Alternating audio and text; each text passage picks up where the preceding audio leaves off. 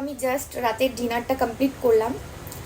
আমি ভাবলাম কেননা তোমাদের সঙ্গে একটা টিপস শেয়ার করা যাক, যে ভুলটা তোমরা সবসময় করে থাকো বা তোমরাও আফসোস করো যে কাশ আমাদের স্কিনটা গ্লো হতো বা কাশ আমাদের স্কিনটা এরকম হতো।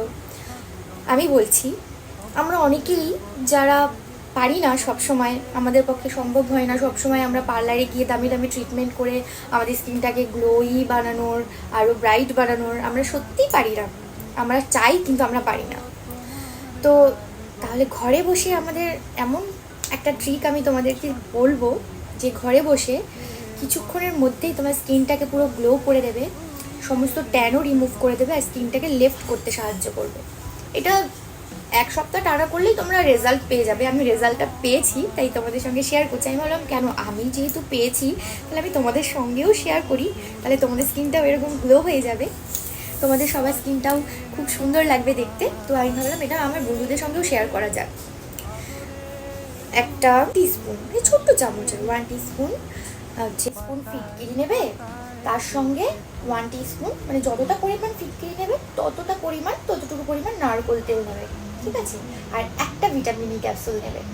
ব্যাস, ওটাকে ভালো করে মিক্স করে স্কিনে লাগিয়ে 15 মিনিট, বেশিক্ষণ রাখতে লাগবে না। চ্যাপ লাগে, অত বেশিক্ষণ রাখার ধৈর্য আমারও নেই, কারণ আমার বাচ্চা আছে তোমরা জানো, আর ও তো এসেই মুখের উপরে হামলে পড়বে। তো 15 মিনিটের জন্য রেখে জাস্ট মুখটা ধুয়ে ফেলে আয়না দিয়ে দেখবে। আর জানি তখন একটু তেল তেল চিপচিপে লাগবে, বাট তখন একটু স্কিনটা ভালো করে না মাসাজ করে নেবে, এরকমভাবে মাসাজ করবে স্কিনটাকে, ভালো করে একটু রিল্যাক্স করতে দেবে। নর্মাল ওয়াটার দিয়ে ধুয়ে নেবে, কোনো ফেস ওয়াশ না। তারপরে তোমরা যেটা রাতে ক্রিম লাগাও, নাইট ক্রিম যেটাই লাগাও, লাগিয়ে নেবে। জাস্ট দেখবে, আমি কিন্তু এখন কোনো রকমের কোনো মেকআপ করিনি, সত্যি বলছি। আমার স্কিন কেয়ার প্রোডাক্টগুলো তো ভালোই, মানে যেগুলো আমি স্কিনে আর কি অ্যাপ্লাই করি, যেগুলো আমি মাখি আর কি। আর এটা আমি করি রাত্রিবেলা সন্ধ্যের সময়, মানে করি জাস্ট, এটা আমার স্কিনটাকে না ভেতর থেকে একটু এতটাই গ্লোই বানিয়ে দেয়। আমি এটাকে ট্রাই করছিলাম অনেকদিন ধরে, আমি ভাবলাম যে আমি এটা ট্রাই করে দেখতে পারি।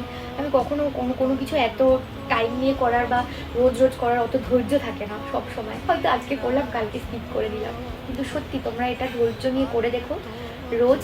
আর একটা ফিটকারি তো অনেকটা বড় হয়, এটাকে গুঁড়ো করে নেবে, একটা কৌটোয় ঢুকিয়ে নেবে, ওই কৌটো থেকে একটু একটু করে নিয়ে মাখবে।